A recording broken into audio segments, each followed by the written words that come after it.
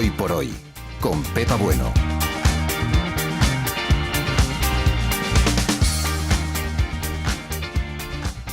Las 9:11 de la mañana, las 8:11 en Canarias. Juan Rosell, muy buenos días. Buenos días. Es el presidente de la gran patronal, el presidente de la COE, y con él vamos a hablar de muchas cosas, de Cataluña, de economía, de las reformas que reclama, también de lo que ocurre dentro de la propia patronal, y lo vamos a hacer con una persona que acostumbra a hablar, claro, a decir las cosas claras, gusten o no gusten. Por eso le hemos pedido a nuestro compañero Rafa Bernardo que nos resuma en apenas un minuto algunos charcos que ha pisado el señor Rosell en los últimos tiempos.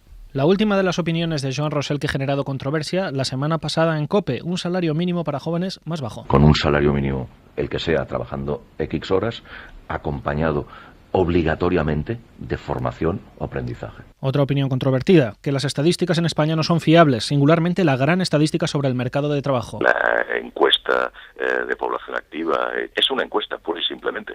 También tenemos las encuestas electorales que el día antes de las elecciones dicen una cosa y al final lo que vale son los votos en las urnas. Y de los funcionarios, hay demasiados, sobran, hay muchas duplicidades, lo decía el año pasado. Por ejemplo, todos los que sus competencias han sido trasladadas a las administraciones territoriales y que siguen existiendo en la administración central. En relación al contrato único es ambivalente. Recientemente ha dicho que si se pudiera empezar de cero estaría bien, aunque la realidad es otra, y añadía que ojalá se pudiese convencer a los indefinidos a que renunciasen a parte de sus derechos en favor de los temporales. Varios charcos, señor Rosell, varios charcos ahí. Todos los que hagan falta. Vamos a hablar de todo eso. Enseguida entramos en materia, en la amplia materia de la economía, la empresa y las relaciones laborales en España. Pero antes de nada, su opinión sobre la sentencia del Tribunal Constitucional que declara inconstitucional la declaración soberanista del Parlamento del año pasado. Pues no queda más remedio que aceptarla, y lo que dice el Tribunal Constitucional es lo que las reglas de juego que tenemos, pues hay que aceptar lo que dice el Tribunal Constitucional. Sin embargo, esa sentencia también abre la puerta a que una reforma constitucional, una reforma legal, pueda encajar el derecho a decidir. Pues venga, a ver si somos capaces de ver esa puerta, por pequeña que sea, por poco aire que haya, y entre todos pues abordar un problema que en este momento tenemos y que cuanto más lo escondamos, peor nos irá a todos, que es el problema en Cataluña, la desafección que hay en Cataluña respecto pues, al resto de España, y yo creo que eso es un tema de que definitivamente nos lo hemos de tomar muy en serio en Cataluña, nos lo hemos de tomar muy en serio pues, digamos, en el resto de España, y a partir de aquí ver qué soluciones podemos encontrar. Si ustedes quieren, además de escuchar esta entrevista, verla, pueden hacerlo en cadenaser.com. El problema, dice el señor Rosell, abordar el problema que tenemos. El problema trasciende la decisión del Gobierno de la Generalitat. Bueno, sin duda alguna, el problema yo creo que nace pues con el estatuto que el Parlamento en Cataluña refrenda, que después hay un referéndum, después este estatuto viene a Madrid, va al Congreso, en el Congreso hay mayoría muy importante de que lo refrenda, y a partir de aquí inicia el proceso del Tribunal Constitucional. Yo creo que ahí es donde está el problema, y donde desde Cataluña, y yo que estoy pues mitad de semana aquí, mitad de semana en Cataluña y mitad de semana pues dando vueltas por el mundo, yo creo que es donde está el problema. Desde Cataluña no se ha entendido mayoritariamente, el Congreso, que al final es el Parlamento catalán, que es el representante del pueblo en Cataluña, no ha acabado de entender todavía el porqué, cuando se habían cumplido todos y cada uno de los trámites legales, después pues el Tribunal Constitucional dice cosas diferentes de las que dijo el Congreso en España. Usted dijo hace unos meses que los empresarios catalanes habían virado hacia el soberanismo. ¿Estamos a tiempo de reconducir esta situación? Bueno, es que la sociedad catalana es la sociedad catalana. Los empresarios no somos extraterrestres, y los empresarios en Cataluña opinamos lo mismo que la sociedad catalana. Y si la sociedad catalana vira su opinión respecto a un tema o respecto a otro, pues los empresarios no se quedan en su sitio, sino que también viran. Y en eso estamos. ¿Está preocupado? Preocupadísimo. Y cada vez más. ¿Y encuentra en el gobierno catalán y en el gobierno del conjunto de España, en fin, indicios de que se pueda reconducir la situación, dialogar, que es lo que viene a decir en definitiva el Tribunal Constitucional? Sí, yo lo que veo es preocupación pues en todos los gobiernos, veo preocupación en todos nosotros. Pero sí, habla usted con todos, ¿les ve dispuestos a...? Lo que pasa es que hay que buscar la vía, y en este todavía no hemos sido capaces entre todos pues de buscar una vía alternativa, un planteamiento que pueda cubrirnos a todos, pero que al final dé una solución al tema. Estos días días recordamos la reunión de Tarradellas y de Suárez, y yo tengo la versión de Tarradellas, con el cual me unía una amistad importante y una relación importante, y partían de prácticamente unas diferencias totales y al final llegaron a un acuerdo y hicieron la ley posible para que este acuerdo fuera posible. Pues yo creo que en eso estamos. Yo creo que hemos de buscar una solución política, una política con mayúsculas, pero claro, tampoco a los políticos les podemos pedir imposibles. Los políticos tienen unas reglas de juego, tienen unos máximos, unos mínimos, y es muy difícil en este momento pues que puedan encontrar esta salida. Yo creo que la sociedad en su conjunto debemos facilitar a los políticos de que busquen esa solución, que es necesaria e imprescindible para todos. ¿Y esa solución sería una reforma de la Constitución? Bueno, ese es un planteamiento, digamos. La Constitución la hicimos en un momento excepcional, y hay ejemplos en todos los países de reconsideración, de reformas de la Constitución, pues para que nuevas maneras de hacer y nuevas maneras de comprenderse la situación de la sociedad en su conjunto pues puedan caber, cosa que hace 30 años pues no eran, y en este momento lo son. Tenemos el tema europeo, que hace 30 años era muy distinto, la sociedad española no tiene nada que ver con la de hace 30 años, por tanto yo creo que hemos de ponerle imaginación, pero hemos de tampoco facilitarle a los políticos que sea posible esa imaginación y que se salten un poco las reglas de juego. Para empezar a negociar. Sin duda alguna, porque estamos en una situación que en caso de que no la solucionemos va a ser muy crítica, va a ser muy difícil y va a ir muy mal para todos. ¿Usted tiene elementos de juicio para contarnos si en el mundo de la economía empieza a haber ya daños por el mero debate soberanista? No, en eso todavía no. Ahí no hay datos, ahí no hay números. Ahí lo que hay es de que sorpresivamente la situación económica en los últimos 2 o 3 meses va mucho mejor de lo que nos podíamos pensar hace 3 o 4 meses. Y eso no lo digo yo, sino que lo dicen todos los analistas, todos los técnicos, todos los servicios de estudios, que hace muy pocos meses decíamos de que este año pues crecería el 0,8, el 0,9, y en este momento estamos diciendo ya que va a crecer el 1,2, el 1,3, y también con el dato más importante, yo creo que más positivo, creando empleo con un crecimiento muy bajo. De hecho, la COE ha mejorado recientemente sus previsiones para la economía española, en el sentido que usted apuntaba, se fían más de la inversión y de las exportaciones que de la marcha del consumo, por ejemplo. ¿Es posible una recuperación sólida sin demanda interna, con una creación de empleo mínima y sin crédito? Es muy difícil que la recuperación sea muy importante si la demanda interna no va hacia arriba. La exportación no puede por sí misma crear el empleo que necesitamos en España. Por tanto, necesitamos que haya consumo, que haya mercado interno.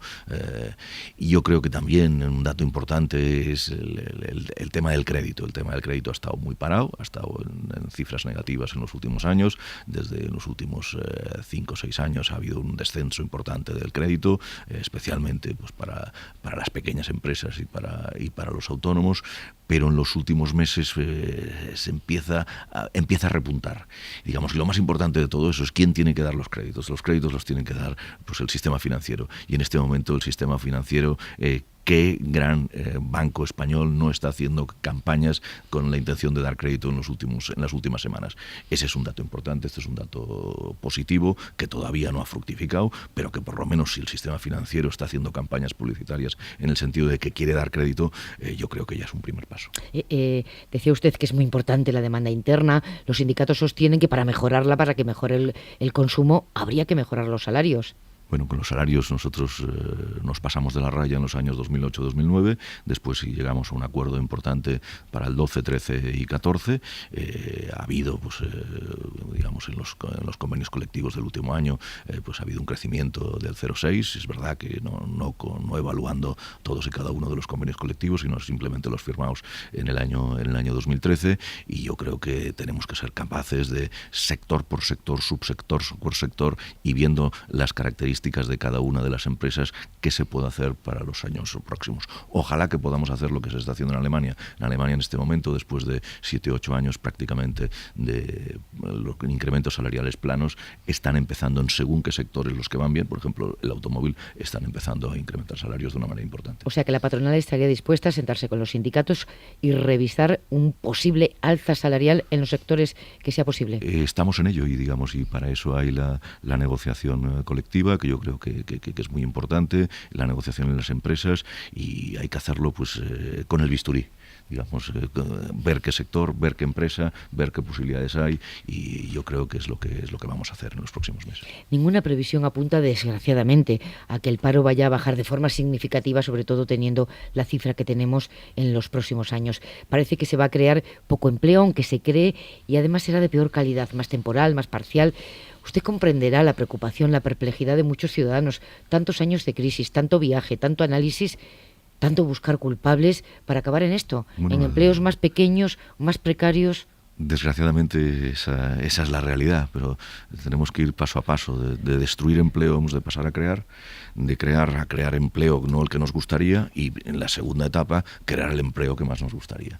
Y eso es lo que hay. Pues para eso pues las únicas vías conocidas, y si hay alguna otra que me la expliquen, pues son tratar de formar a los trabajadores, básicamente a los ocupados y también a los desocupados, más educación, más formación, más empresas con más capital humano, y a partir de aquí pues más ventas, que esta ha sido el gran desastre de esta crisis, que la caída de las ventas en muchísimas empresas españolas en las épocas de crisis han sido un 25 o un 30%, y de ahí pues ha habido una repercusión en el empleo, y esa es la realidad. Claro, pero para comprar hace falta buenos salarios. Bueno, primero tener un empleo, sí, y luego tener un sueldo que permita tener dinero para comprar. Los hemos tenido durante bastante tiempo, ha habido un crecimiento importante de los salarios respecto al IPC, básicamente hasta el año 2010, 2011, y a partir de ahí hemos tenido una reducción importante, sin duda alguna, una reducción que no lo dicen las estadísticas, pero que la realidad es que es mucho más sabia que las estadísticas te lo explica. Decía, muy importante la formación. ¿Quién debe ocuparse de la formación? Porque los cursos de formación no dejan de generar polémica, y en concreto a la patronal le acaba de dar un enorme disgusto en la Comunidad de Madrid. Bueno, los cursos de formación lo que hay que hacer es explicar de dónde proceden este dinero. Este dinero procede de las empresas. Lo pagan las empresas en los TC1, TC2, con los pagos de seguridad social de cada mes, de que repercute en el 0,7, 0,6 lo paga la empresa, 0,1 lo paga el trabajador, y con ese dinero se hace formación. De entrada hay que decir una cosa muy importante: insuficiente. Porque si nos comparamos con países importantes como pueden ser Francia e Italia, e incluso, y Alemania, estos son los dos países que invierten más en formación, nosotros simplemente con ese dinero, antes, hace años, nos llegaba algún que otro dinero de presupuestos del Estado y nos llegaba algún que otro dinero del Fondo Social Europeo, en los últimos años prácticamente nada. A partir de ahí es cómo se hace la formación. Pues la formación se hace una formación continua, una de oferta, otra de demanda. Nosotros, ¿qué estamos diciendo? Pues ¿quién tiene que decidir para simplificar y que la gente lo pueda entender? Pues la empresa. La empresa, que es la que paga, que es la que tiene que decidir, explicando al trabajador qué es lo que necesita de él, pues para poder estar perfectamente asimilado dentro de la empresa, para que el capital humano sea realmente importante para esa empresa. La empresa tiene que decidir cómo y de qué manera. Pues busquemos las fórmulas para que eso en la negociación colectiva se haga. E incluso también en la negociación colectiva también planteemos probablemente incrementos de formación libremente por parte de las empresas y en la propia negociación, pues para que podamos ir formando más de lo que estamos formando hasta la fecha. ¿Y qué le parece la propuesta que está haciendo el Gobierno de modificar los cursos de formación? Se lo pregunto porque en el seno de la COE están tanto las empresas privadas de formación, que son las que más tendrían que ganar con el modelo que propone el Gobierno, que le daría protagonismo a los centros privados, como las grandes patronales sectoriales, que serían las que podrían perder junto a los sindicatos con el plan del Gobierno al dejar de gestionar los cursos en concreto. La clave es que se haga la formación bien. Yo creo que identificar dónde se hace bien la formación, dónde no se hace tan bien, con todos los controles, de qué centros de formación las empresas están más contentos. Hay empresas, desgraciadamente muy pocas, las grandes, que tienen sus propios centros de formación, y los otros pues los tienen a través de la negociación colectiva, pues con centros de formación donde de alguna manera están involucradas las organizaciones sectoriales nuestras. Por tanto, simplemente lo que hay que ver es cuáles son los que funcionan, evaluarlos de arriba abajo, y a partir de aquí que la empresa decida, digamos, y sin más intermediarios. ¿Y quién tiene que asumir la responsabilidad cuando se destapa un presunto caso de fraude, de estafa, como el de el señor Aneri en Madrid? Bueno, lo que hay que ver es identificar verificarlos, ver cómo se hacen, y a partir de ahí pues han fallado los controles, pero han fallado los controles. Yo no conozco el caso en su detalle, pero una docena de detenidos. Sí, pero a partir de ahí pues ver quién ha dado los cursos, por qué no se han controlado, y a partir de aquí pues que se llegue hasta el final. Lo que creo que está clarísimo es de que con el poco dinero que tenemos para hacer formación, lo que hemos de hacer es controlarlo de la mejor manera posible. No, si la teoría está clara, lo que digo es quién asume la responsabilidad, bueno, porque pues se haya esa estafa. Quien haya fallado en los mecanismos de control. Vamos a ver qué mecanismos de control. Al final este dinero se da pues para hacer unos cursos a una organización, la organización lo da pues a una empresa normalmente, y a partir de aquí pues también tiene que controlarlo pues el propio sistema de formación. Lo que sí que está claro es de que en la Fundación Tripartita los controles son muy importantes, y en cambio pues en el resto de la formación pues los controles pues son muy ligeros, por no decir que no hay controles. Sí. Por lo tanto, evaluación y control de todos, y con reglas de juego muy claras para todos, pero controlado todo, no solamente una parte. Ya, se lo pregunto porque antes de ayer salió reelegido al frente de la patronal madrileña Arturo Fernández, que es el responsable máximo de la patronal en la que se ha producido ese caso de presunta estafa en los cursos de formación. El señor Fernández ha tenido además que echar cuentas con la Seguridad Social por los pagos en negro a parte de sus trabajadores. Está imputado en el caso Bankia. Pelillos a la mar, señor Rosell, ¿todo sale gratis en este país? No, ni mucho menos, digamos. Yo creo que en el tema de la formación hemos de ser muy claros. Las empresas lo pagan, las empresas deciden. Seguro que con su dinero quien mejor uso va a hacer son las empresas. ¿Y eso cómo se hace? En la negociación colectiva, y en la negociación colectiva se decide cómo y de qué manera se hace la formación. En una empresa, en las grandes es muy fácil, en las medianas se puede hacer bastante directamente, pero en las pequeñas, como lo organicemos a través de organizaciones ya sean sectoriales o territoriales que lo pueden hacer, una formación en una empresa de 6 trabajadores o de 10 no la puede dar directamente la empresa, y eso lo podemos hacer. No estamos inventando ninguna nueva tecnología. En la mayoría de los países europeos se está haciendo de esta manera. Ya, pero yo le preguntaba por la ejemplaridad que se le supone a quienes participan del debate público. Los empresarios ejercen una actividad privada, pero el presidente de la patronal madrileña tiene evidentemente una responsabilidad pública, y no solo está el tema de los cursos de formación, está imputado en el caso Bankia, ha tenido, le decía, que echar cuentas con la Seguridad Social por pagar en negro, que es lo más antisistema que hay, saltarse las normas del pago de cotizaciones sociales. ¿Le sale gratis al señor Arturo Fernández esto desde su punto de vista? No sale gratis a nadie, digamos.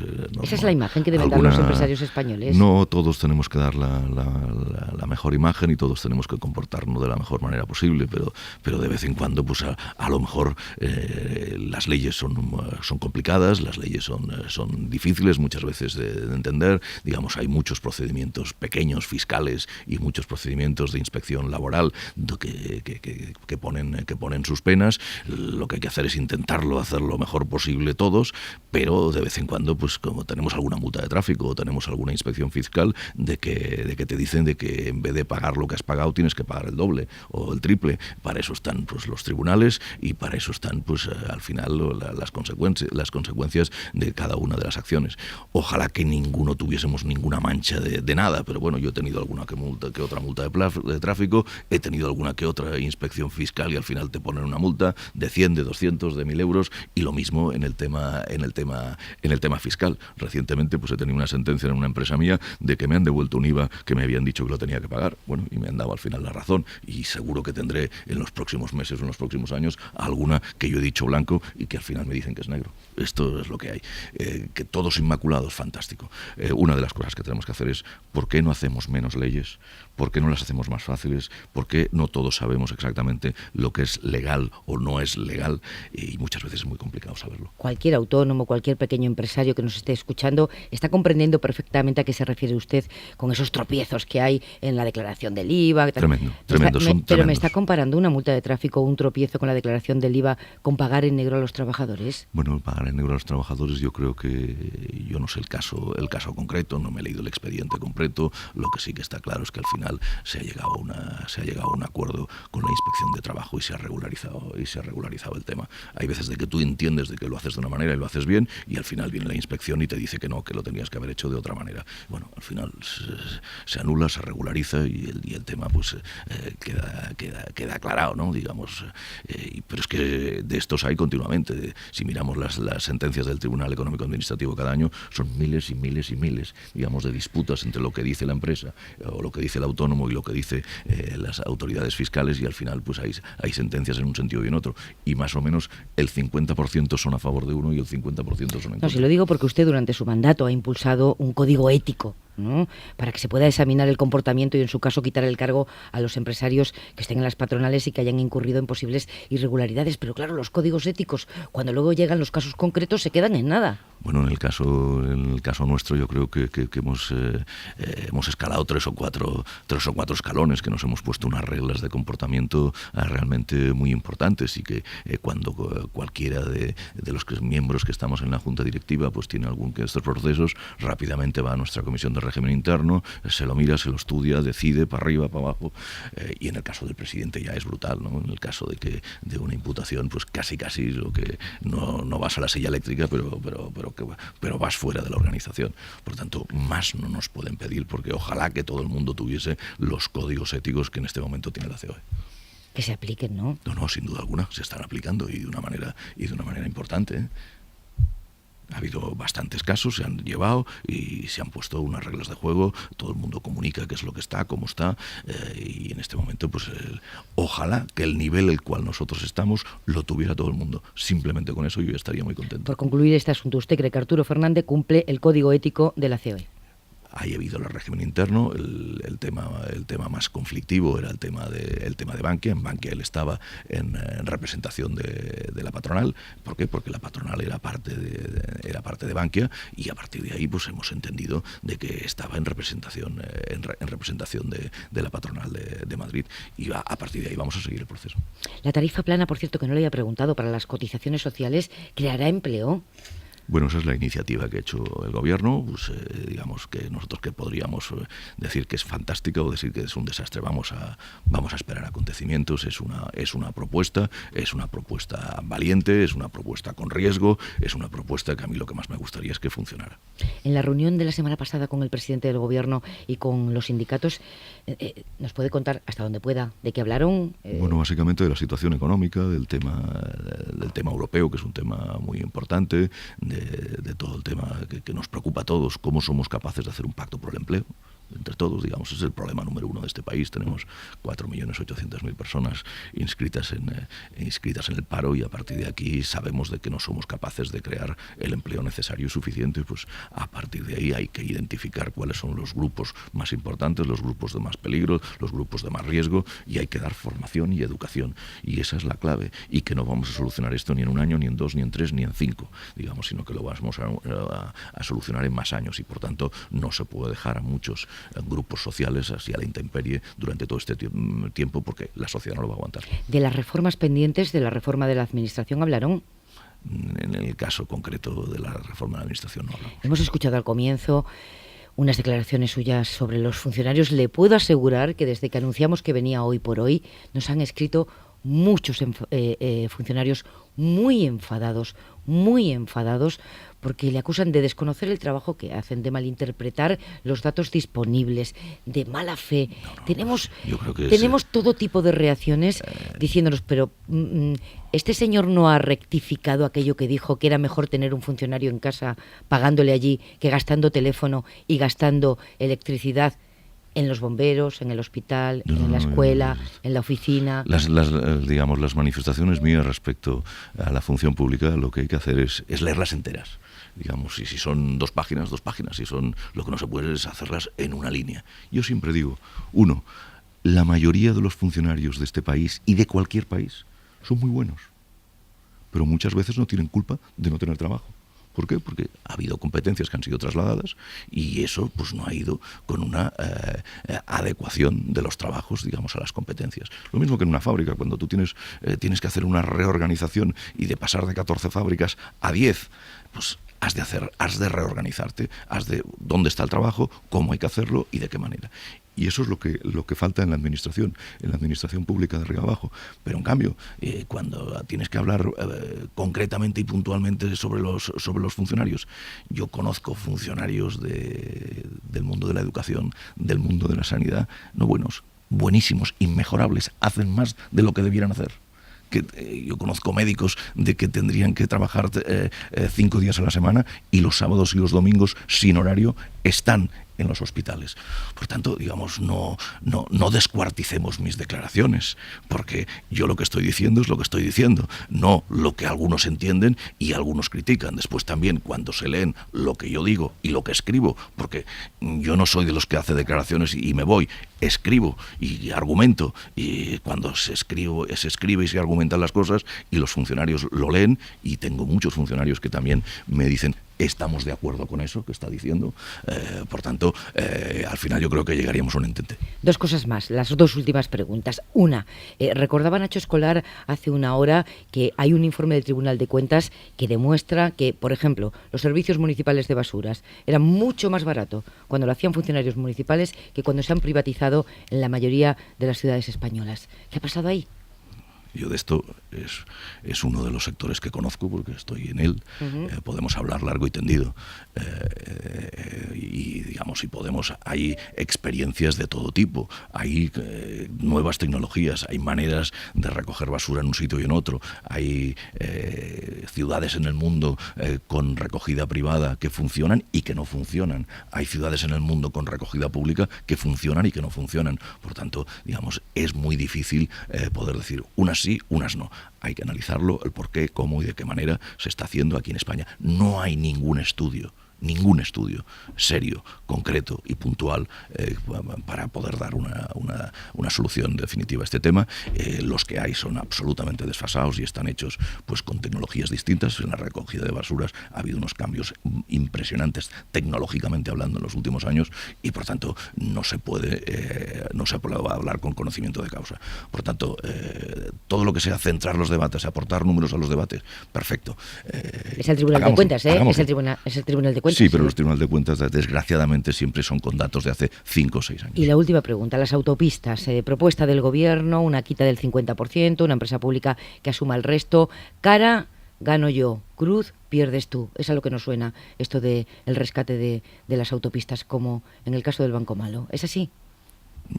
Yo creo que va por esa vía. Vamos a ver cuál es, si hubiese sido mejor o no, pues que siguiesen su camino.